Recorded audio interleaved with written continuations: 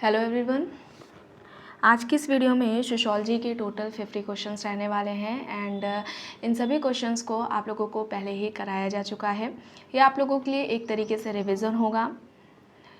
इसके अलावा अगर आप चैनल पर नए जुड़े हुए हैं तो प्लीज़ प्लेलिस्ट जाकर वहाँ से सारी वीडियोस को देख लीजिए। उनमें अच्छे से हर क्वेश्चंस को एक्सप्लेन किया गया है। उसमें काफ़ी आपको इन्फॉर्मेशन, काफ़ी फैक्ट्स आपको मिलेंगे जो कि आपके आने वाले किसी भी एग्ज़ाम, चाहे वो पीजीटी हो, जीआईसी हो, असिस्टेंट प्रोफेसर का एग्ज़ाम हो, नेट या जेआरएफ का कोई भी एग्ज़ाम हो, उसके लिए आपको काफ़ी मदद मिलेगी। तो वहाँ से आप सारी वीडियोज़ देख सकते हैं। वीडियो स्टार्ट करने से पहले अगर आप नेट, जेआरएफ, पीजीटी, जीआईसी या फिर असिस्टेंट प्रोफेसर एग्ज़ाम की तैयारी कर रहे हैं तो इस चैनल के साथ जुड़कर आप यहाँ से अपनी तैयारी को कंप्लीट कर सकते हैं। प्लेलिस्ट में उन सभी वीडियोस के फोल्डर्स मिल जाएंगे, आप वहाँ से उन सभी वीडियोस को देख सकते हैं। तो चलिए स्टार्ट करते हैं। फर्स्ट क्वेश्चन देख लेते हैं। समाज के विकास की 3 स्थितियाँ असभ्यता, बर्बरता तथा सभ्यता किसके अनुसार है? किसने समाज के विकास की 3 स्थितियों की बात की है? पहले समाज क्या बताया? असभ्यता, फिर बर्बरता की अवस्था आयो, फिर सभ्यता की उन्होंने बात की। ऑप्शंस देख लेते हैं। ऑप्शंस में है डार्विन, मॉर्गन, स्पेंसर, बेकोफन।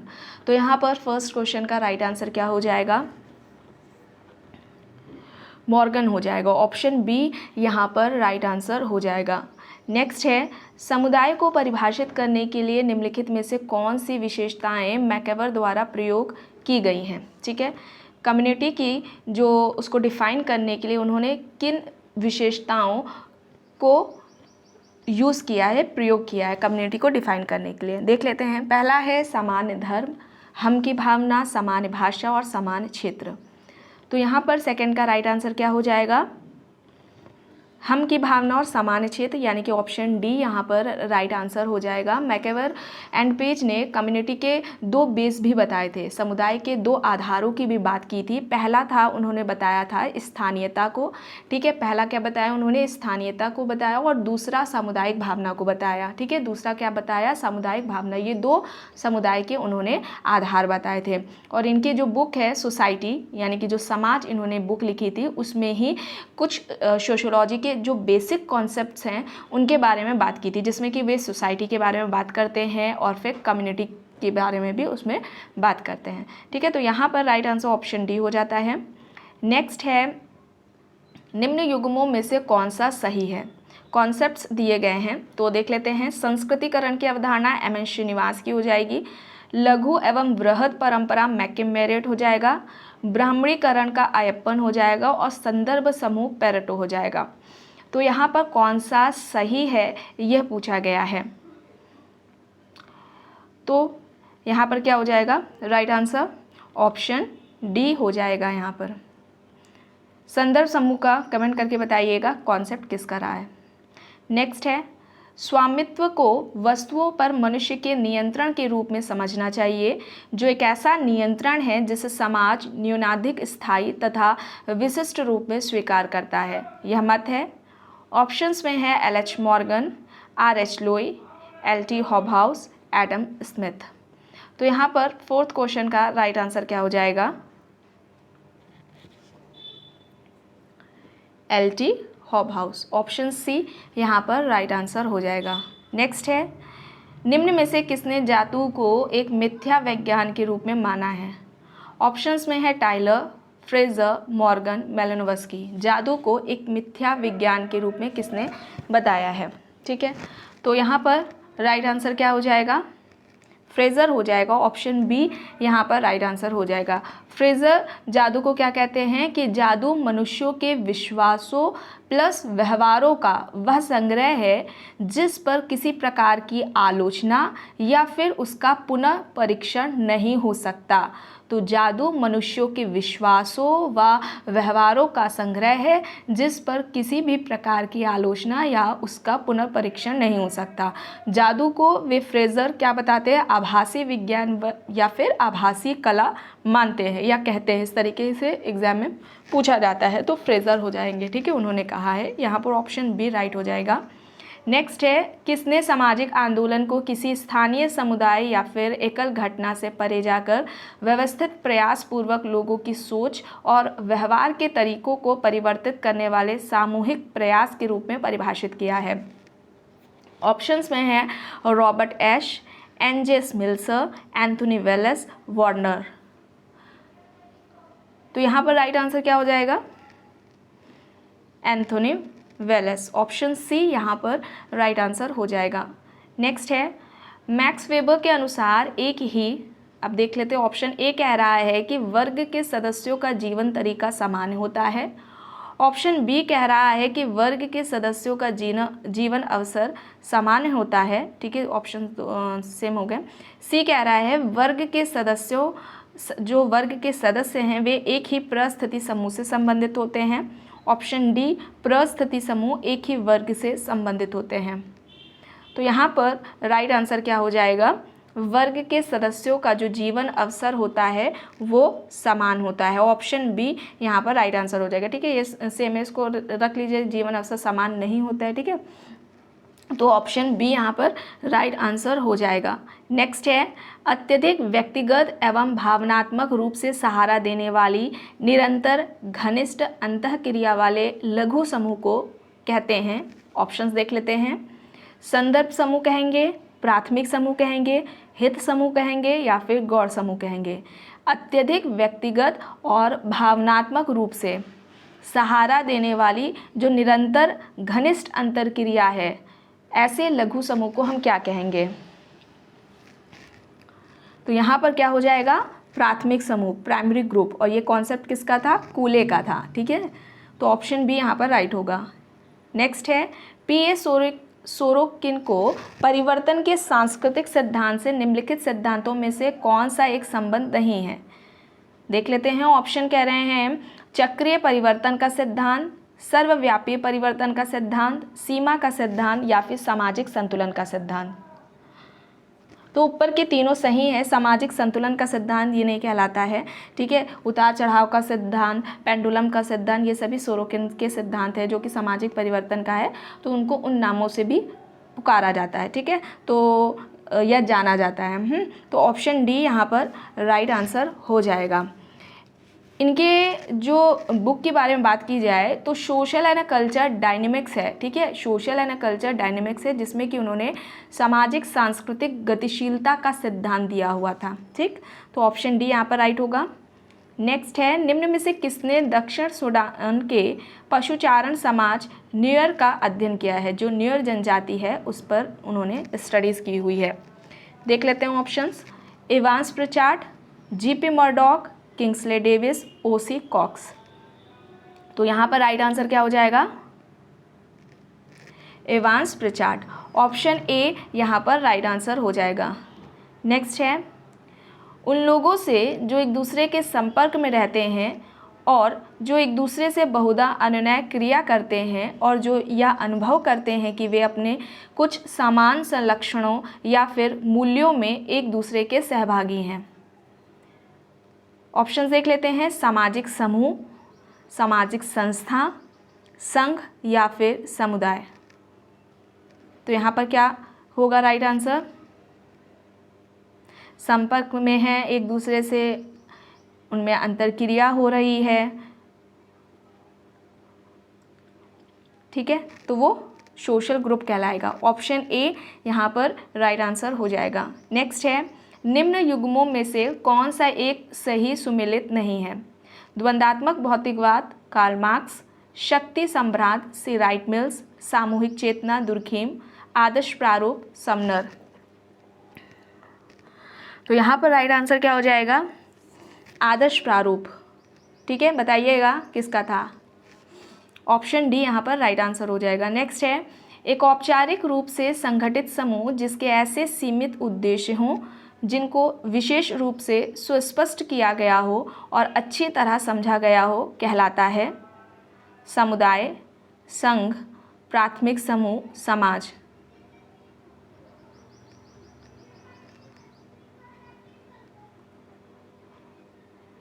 तो यहाँ पर क्या हो जाएगा राइट आंसर? संघ। ऑप्शन बी यहाँ पर राइट आंसर हो जाएगा। नेक्स्ट है, हिंदू परंपरागत विश्वास के अनुसार विवाह एक ऑप्शंस में है समझौता है, संस्कार है, बंधन है या फिर औपचारिकता है। तो क्या होगा? संस्कार। ऑप्शन बी यहाँ पर राइट आंसर हो जाएगा। नेक्स्ट है कथन है, देख लेते हैं। पहला क्या कह रहा है? मार्क्स ने वर्ग निहित तथा वर्ग के लिए में विभेद किया है। दूसरा कह रहा है मार्क्स ने वर्ग तथा प्रस्थिति समूह में विभेद किया है। तीसरा, मार्क्स ने पूंजीपति तथा सर्वहारा में विभेद किया है। चौथा, मार्क्स ने उत्पादकता से संबंधों तथा उत्पादकता के साधनों में विभेद किया है। तो यहाँ पर क्या हो जाएगा राइट आंसर? ऑप्शन बी यहाँ पर राइट आंसर हो जाएगा। मार्क्स के कॉन्सेप्ट्स के बारे में बात की जाए तो सरप्लस वैल्यू, अतिरिक्त मूल्य का सिद्धांत, स्वयं में वर्ग तथा स्वयं के लिए वर्ग, ये उनकी एक अवधारणा थी जिसके बारे में उन्होंने बात की थी। पूंजीपति श्रमिक वर्ग की उन्होंने बात की थी, है ना। क्लास कॉन्फ्लिक्ट के बारे में भी इन्होंने बात की थी। अधिसंरचना अधोसंरचना के बारे में बात की थी। जिन्होंने वीडियोस नहीं देखे हैं तो वो प्लीज़ प्लेलिस्ट चेक करते रहा करिए, उसमें मार्क्स से रिलेटेड एक आपको फोल्डर्स मिल जाएंगे, ठीक है, जिसमें मार्क्स से रिलेटेड जितने क्वेश्चंस बनते हैं उनके अलग वीडियोज़ होंगे, प्लस उनके जो कॉन्सेप्ट्स हैं जैसा कि अभी आप लोगों को बताया गया है उसमें भी अच्छे से एक्सप्लेन किया गया है, तो वहाँ से आप देख सकते हैं। ऑप्शन बी यहाँ पर राइट हो जाएगा। नेक्स्ट है, निम्न में से कौन सा एक अनुसूचित जातियों के लिए संवैधानिक सुरक्षा है? ऑप्शन देख लेते हैं। उनको कृषि भूमि प्रदान करना, उनको रोज़गार प्रदान करना, उनको मकान प्रदान करना या फिर अस्पृश्यता का उन्मूलन करना। अनुसूचित जातियों के लिए संवैधानिक सुरक्षा पूछा गया है तो अस्पृश्यता का उन्मूलन है। आर्टिकल कितना है? 17, ठीक है, अनुच्छेद 17 में ये वर्णन है, ठीक है, इसके बारे में बात की गई। ऑप्शन डी यहाँ पर राइट हो जाएगा। नेक्स्ट है, निम्न में से किसने समाज को लोक तथा नगरीय दो विस्तृत भागों में विभक्त किया है? समाज को लोक तथा नगरीय दो विस्तृत भागों में विभक्त किया है। ऑप्शंस में है R.A. Nisbet, L.H. Morgan, G Lenski, Robert Redfield. तो यहाँ पर राइट आंसर क्या हो जाएगा? Robert Redfield. ऑप्शन डी यहाँ पर राइट आंसर हो जाएगा। अच्छा, इन्होंने जो फोक सोसाइटी है, लोक समाज है, उसके बारे में क्या बताया कि ऐसे समाज का जो आकार होता है वो छोटा होता है, ठीक है, दूर दूर स्थित होते हैं, अलग अलग, ठीक है, अशिक्षित होते हैं, सामाजिक रूप से ये सजातीय होते हैं और ऐसे समाजों का जो निर्माण होता है वो स्वतः यानी कि स्वतः विकसित होते हैं ऐसे समाज। और दूसरी ओर जो अर्बन सोसाइटी की इन्होंने बात की उसमें अवैतिक संबंध पाए जाते हैं, औपचारिक व्यवहार देखने को मिलता है, अत्यधिक घनत्व होता है, दिखावापन, ये सभी उसमें विशेषताएँ अर्बन सोसाइटीज़ में देखने को मिलती है। ऐसा कहना रॉबर्ट रेडफील्ड का है, तो ऑप्शन डी यहाँ पर राइट हो जाएगा। नेक्स्ट है, सत्ता में शामिल है वैधता, योग्यता, शक्ति, नियमितता।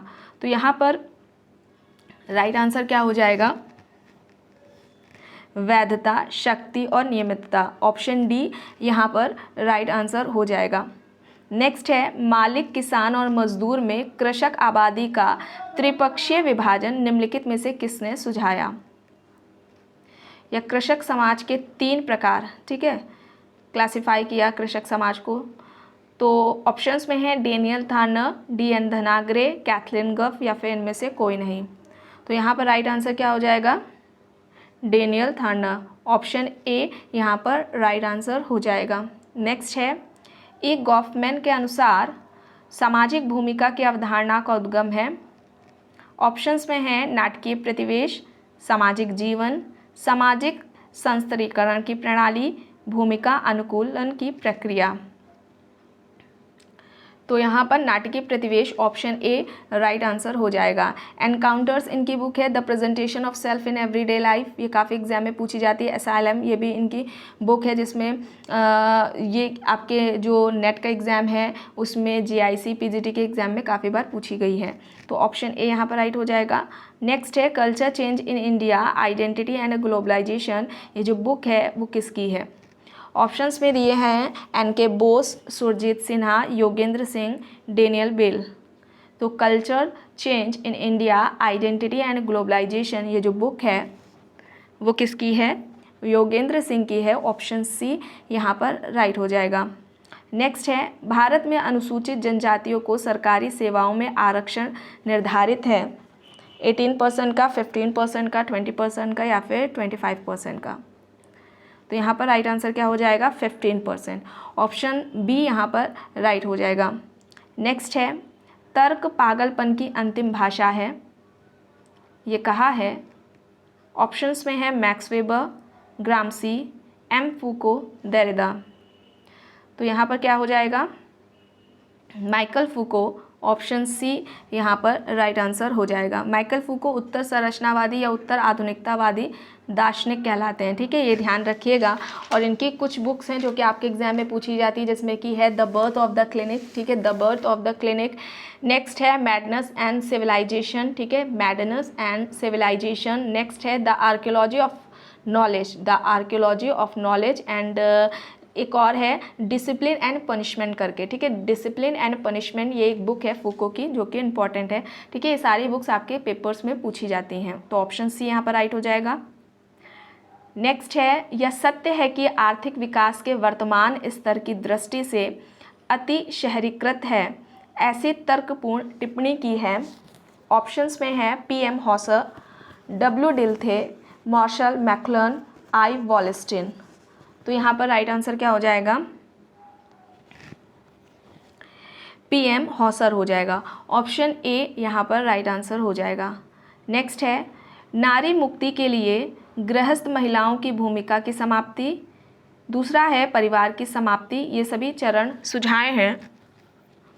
ऑप्शंस में हैं जी बर्नार्ड शॉ, ओक्ले, JL मोरेनो या फिर इनमें से कोई नहीं। तो यहाँ पर क्या होगा राइट आंसर? ओक्ले, ऑप्शन बी यहाँ पर राइट आंसर हो जाएगा। नेक्स्ट है, सांस्कृतिक संरचनावाद सिद्धांत के प्रतिपादक हैं। ऑप्शंस देख लेते हैं, Levi Strauss, Anthony Giddens, Bourdieu, Radcliffe Brown. तो सांस्कृतिक संरचनावाद का जो कॉन्सेप्ट है वो किसका है? बोर्दियो का है, ठीक है। ऑप्शन सी यहाँ पर राइट आंसर हो जाएगा। बोर्दियो ने वर्ग विश्लेषण के लिए संपत्ति के 4 रूपों की बात की थी, या संपत्ति के 4 प्रकार बताए थे। पहला उन्होंने आर्थिक संपत्ति की बात की, ठीक है, दूसरा सामाजिक संपत्ति, तीसरा सांस्कृतिक संपत्ति और चौथा प्रतीकात्मक संपत्ति। तो ऐसे करके भी पूछा जाता है, ऑप्शंस में दे देते हैं एंड बोल देते हैं कि बोर्दियो ने किसके बारे में बात नहीं की या किन के बारे में बात की थी।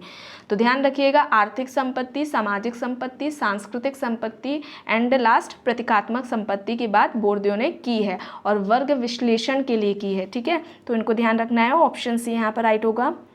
नेक्स्ट है, प्रत्यक्ष अथवा अप्रत्यक्ष लाभ प्राप्ति के लिए जानबूझकर निश्चित कर्तव्य का पालन न करना ही भ्रष्टाचार है, ऐसा किसका कहना है? ऑप्शंस देख लेते हैं, AR Desai, Elliott and Merrill, Mahatma Gandhi या फिर EH कार। तो यहाँ पर राइट आंसर क्या हो जाएगा? Elliott and Merrill, option B यहाँ पर राइट हो जाएगा। नेक्स्ट है, वैश्वीकरण को आशावादी और निराशावादी 2 खेमों में विभक्त किया है। ऑप्शंस में है Mike O'Donnell, Marshall McLuhan, I Wallerstein या फिर एंथोनी गिडेंस। यहाँ पर क्या हो जाएगा right answer? Option A Mike O'Donnell, option A यहाँ पर राइट हो जाएगा। नेक्स्ट है, भारत में राष्ट्रवाद के उद्भव के अध्ययन में द्वंद्वात्मक उपागम का प्रयोग किया है। ऑप्शंस हैं BR Chauhan, DP Mukherjee, AR Desai, Karl Marx. तो यहाँ पर क्या हो जाएगा? AR देसाई, ऑप्शन सी यहाँ पर राइट हो जाएगा। नेक्स्ट है, जैसे जैसे सांस्कृतिक आधुनिकीकरण की शक्तियाँ बढ़ती हैं उसके साथ साथ राष्ट्रीय पहचान की भावना भी बढ़ेगी। अब ये किसका कहना है? ऑप्शंस दिए हैं MN श्रीनिवास, योगेंद्र सिंह, दीपांकर गुप्ता, अमृत सेन। जैसे जैसे सांस्कृतिक आधुनिकीकरण की शक्तियाँ बढ़ती हैं उसके साथ ही साथ राष्ट्रीय पहचान की भावना भी बढ़ेगी। ये तर्क किसका है? योगेंद्र सिंह, ऑप्शन बी यहाँ पर राइट हो जाएगा। नेक्स्ट है, कृषक वर्ग की अवधारणा किसने दी है? रॉबर्ट पार्क, रॉबर्ट रेडफील्ड, क्रोबर या फिर वुल्फ। तो यहाँ पर क्या हो जाएगा? वुल्फ हो जाएगा। ऑप्शन डी यहाँ पर राइट हो जाएगा। ठीक है, रॉबर्ट रेडफील्ड का कृषक समाज था, ध्यान दीजिएगा, रॉबर्ट रेडफील्ड का कृषक समाज था। यहाँ पर पूछा गया है कृषक वर्ग, तो ये वुल्फ का हो जाएगा। ठीक है, और जो रॉबर्ट रेडफील्ड हैं उन्होंने कृषक समाज का जो औपचारिक अध्ययन है उन्होंने ही सबसे पहले किया था, तो वहीं से कृषक समाज के औपचारिक अध्ययन की शुरुआत होती है। या कृषक समाज के जनक ऐसे भी पूछे तो रॉबर्ट रेडफील्ड ही होंगे। यहाँ पर कृषक वर्ग की अवधारणा का पूछा गया है तो यहाँ पर वुल्फ होंगे, तो ऑप्शन डी यहाँ पर राइट हो जाएगा। नेक्स्ट है, किसने उत्तर औद्योगिक समाज को औपचारिक समाज कहा है? उत्तर औद्योगिक समाज को औपचारिक समाज किसने कहा है? ऑप्शंस देख लेते हैं, Daniel Bell, Kimball Young, FG. Bailey, George Simmel. तो यहाँ पर क्या हो जाएगा राइट आंसर?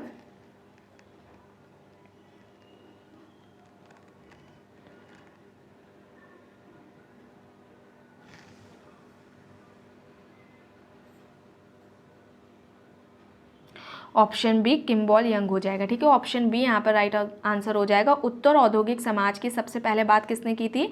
डेनियल बेल ने की थी। ठीक है, और इन्होंने की थी, और इनको ही उत्तर औद्योगिक समाज का क्या बोला जाता है? जनक। ठीक है, जनक कहा जाता है डेनियल बेल को, उत्तर औद्योगिक समाज को। यहाँ पर उत्तर औद्योगिक समाज को औपचारिक समाज कहने वाले कौन है? Kimball young. ऑप्शन बी हो जाएगा यहाँ पर राइट। नेक्स्ट है, संघर्षशील समाज एवं औद्योगिक समाज शब्दों का प्रचलन किसने किया है? ऑप्शंस में है कार्ल मार्क्स, दुर्खीम, सीमेल, स्पेंसर। तो यहाँ पर क्या हो जाएगा right answer? Spencer. Option D यहाँ पर राइट आंसर हो जाएगा। मानव समाज ये जो बुक है उसके लेखक कौन है? मैकेवर, किंग्सले डेविस, राधा कमल मुखर्जी या फिर स्पेंसर।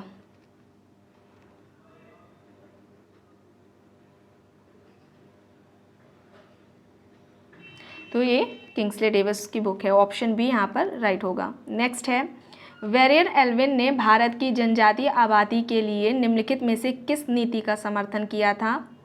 रोजगार एवं शिक्षा में आरक्षण, भूमि सुधार एवं कृषि अधिकार, जनजातीय जीवन शैली में राज्य का कोई हस्तक्षेप न होना, राष्ट्रीय जीवन में उनका संपूर्ण एकीकरण। तो यहाँ पर क्या हो जाएगा? राष्ट्रीय जीवन में उनका संपूर्ण एकीकरण। ऑप्शन डी यहाँ पर राइट आंसर हो जाएगा।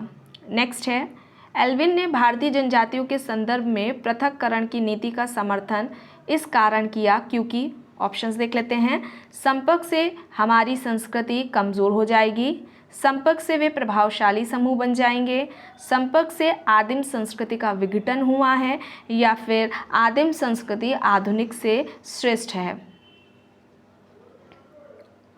तो यहाँ पर राइट आंसर क्या होगा? संपर्क से आदिम संस्कृति का विघटन हुआ है। ऑप्शन सी यहाँ पर राइट हो जाएगा। नेक्स्ट है, किसने रेडफील्ड की द्विध्रुवीय परंपरा सिद्धांत को अस्वीकार कर बहुपरंपरा सिद्धांत दिया? ऑप्शंस में है Radha Kamal Mukherjee, doctor DP Mukherjee, doctor S A. Dube या फिर ऑस्कर लेविस। तो रेडफील्ड ने जो दो परंपराओं की, लघु परंपरा या दीर्घ परंपरा की बात की, उसको अस्वीकार करके बहुपरंपरा का सिद्धांत किसने दिया था? एस.सी. दुबे। ऑप्शन सी यहाँ पर राइट हो जाएगा। नेक्स्ट है, स्थानीयकरण की अवधारणा का प्रयोग किसने सबसे पहले किया है? ऑप्शंस में है Oscar Lewis, McKim Marriott, Morris Opler, M N. Srinivas. यहाँ पर क्या हो जाएगा? मोरिस ओपलर। ऑप्शन सी यहाँ पर राइट आंसर हो जाएगा। मैककेम मेरिट ने जो इसका प्रयोग किया था, ओपलर ने क्या किया था? उनसे भिन्न अर्थों, अलग अर्थों में किया था। ठीक है, स्थानीयकरण को वे सार्वभौमिकरण के विपरीत मानते हैं। ठीक है, तो ऑप्शन सी क्या हो जाएगा? यहाँ पर राइट आंसर हो जाएगा। नेक्स्ट है, रेडफील्ड तथा सिंगर के विचार में, मिल्टन सिंगर है, उनके विचार में प्राथमिक नगरीकरण की प्रक्रिया को किसके विकास से विशेषीकृत किया जाता है? ऑप्शंस में है लोक परंपरा, अभिजात परंपरा, वृहत परंपरा या फिर लघु परंपरा। तो यहाँ पर क्या होगा राइट, ऑप्शन डी लघु परंपरा। नेक्स्ट है छोर का एक गांव पुस्तक के लेखक कौन है? ऑप्शंस देखते हैं, M N. Srinivas, G S. Ghurye, Louis Dumont, D N. Majumdar. तो छोर का एक गांव ये बुक डी.एन. मजूमदार की है, ऑप्शन डी यहाँ पर राइट आंसर हो जाएगा। नेक्स्ट है सामाजिक संपर्क सामाजिक अंतरक्रिया की प्रथम अवस्था है, ये कहना है। ऑप्शंस में है Park, Gillin and Gillin, Blumer, Green. तो सामाजिक संपर्क को सामाजिक अंतरक्रिया की पहली अवस्था किसने कहा था? तो यहाँ पर क्या हो जाएगा right answer, Gillin and Gillin, option B यहाँ पर राइट हो जाएगा। नेक्स्ट है संघर्ष की सही विशेषता है। ऑप्शंस देखते हैं, ऑप्शन ए है दूसरे की इच्छा का प्रतिरोध नहीं करना, ठीक है। ऑप्शन बी जानबूझकर विरोध करने का प्रयास। ऑप्शन सी यह स्वार्थों की समानता से उत्पन्न होता है। ऑप्शन डी दूसरे की योजनाओं में हस्तक्षेप नहीं करता है। तो यहाँ पर क्या हो जाएगा, जानबूझकर विरोध करने का प्रयास, ऑप्शन बी यहाँ पर राइट आंसर हो जाएगा। नेक्स्ट है ऑप्शंस में से इनमें से यह तब उदित होता है जब सदस्य किसी मतभेद का सामना करता है। संघर्ष, सहयोग, प्रतियोगिता या फिर एकमतता। तो यहाँ पर क्या होगा, संघर्ष होगा, ऑप्शन ए यहाँ पर राइट होगा। नेक्स्ट है कुछ पश्चिम यूरोपीय देशों में आप्रवासियों के सांस्कृतिक अधिकारों को मान्यता देना निम्न में से किसका अच्छा उदाहरण है? आत्मसातकरण, पृथक्करण, एकीकरण या फिर पर संस्कृतिकरण। तो यहाँ पर क्या हो जाएगा राइट आंसर, पृथक्करण, ऑप्शन एकीकरण होगा, सॉरी, ठीक है, ऑप्शन सी यहाँ पर राइट आंसर हो जाएगा। नेक्स्ट है इनमें से कौन एक प्रतियोगिता है? ईरान इराक युद्ध, एक सौंदर्य प्रतियोगिता, मेरठ में हुआ सांप्रदायिक संघर्ष, मोहन बागान एवं मोहम्मद स्पोर्टिंग क्लब के बीच फुटबॉल मैच। तो यहाँ पर प्रतियोगिता पूछा गया तो ऑप्शन डी होगा। नेक्स्ट है सहयोग के सबसे पहले व्यवस्थित व्याख्या करने वाले पहले व्यक्ति कौन थे? ऑप्शंस में है G Vico, P Sorokin, L T. Hobhouse, इनमें से कोई नहीं। तो सहयोग की सबसे पहले व्यवस्थित तरीके से बात किसने की थी? जी विको ने, ऑप्शन ए यहाँ पर राइट आंसर हो जाएगा। नेक्स्ट है जिन प्रक्रियाओं के कारण समाज में अव्यवस्था, अराजकता तथा तोड़फोड़ की स्थिति उत्पन्न होती है उन्हें हम क्या कहेंगे? ऑप्शंस देख लेते हैं, सहयोगी प्रक्रिया कहेंगे, आत्मसात की प्रक्रिया कहते हैं, असहयोगी प्रक्रिया कहते हैं या फिर व्यवस्थापन की प्रक्रिया कहते हैं। तो जिन प्रक्रियाओं की वजह से समाज में अव्यवस्था, अराजकता, विघटन की स्थिति उत्पन्न हो वो असहयोगी प्रक्रिया के अंतर्गत आएगी। ऑप्शन सी यहाँ पर राइट आंसर हो जाएगा। इसमें विरोध, विद्रोह ये भी आ जाएंगे, ठीक है। तो ऑप्शन सी यहाँ पर राइट होगा। नेक्स्ट है संगठनात्मक सामाजिक प्रक्रिया में कौन सा एक प्रकार नहीं है? संगठनात्मक सामाजिक प्रक्रिया यानी कि सहयोगी सामाजिक प्रक्रिया की बात हो रही है। ऑप्शंस देख लेते हैं, समायोजन, सहयोग, व्यवस्थापन, प्रतिस्पर्धा। तो तीनों हैं, ठीक है, प्रतिस्पर्धा नहीं है, ये असहयोगी में है, तो ऑप्शन डी यहाँ पर राइट होगा। नेक्स्ट है निम्न में से कौन एक वियोगात्मक सामाजिक प्रक्रिया यानी कि असहयोगी सामाजिक प्रक्रिया है? ऑप्शंस में है आधुनिकीकरण, सहयोग, प्रतियोगिता, सात्मीकरण। तो यहाँ पर क्या हो जाएगा? प्रतियोगिता, ऑप्शन सी यहाँ पर राइट आंसर हो जाएगा। नेक्स्ट है वेबलन ने अपने सामाजिक परिवर्तन सिद्धांत में निम्नांकित में से किस एक अवधारणा का प्रयोग नहीं किया है? अब देख लेते हैं ऑप्शंस, कार्य करने के मूलभूत संवेग, प्रौद्योगिकीय प्रविधियाँ, उत्पादन की पद्धतियाँ, आदत एवं विचारधारा। तो यहाँ पर राइट आंसर क्या हो जाएगा? उत्पादन की पद्धति, ऑप्शन सी यहाँ पर राइट आंसर हो जाएगा। तो फ्रेंड्स आज की वीडियो में बस इतना ही। आई होप ये आपको वीडियो पसंद आई होगी। अगर पसंद आई है तो प्लीज़ लाइक करिएगा, कमेंट करके ज़रूर बताइएगा अपना स्कोर, एंड इस वीडियो को जितना हो सके ज़्यादा से ज़्यादा लोगों के साथ शेयर भी ज़रूर कर दीजिएगा। Thank you.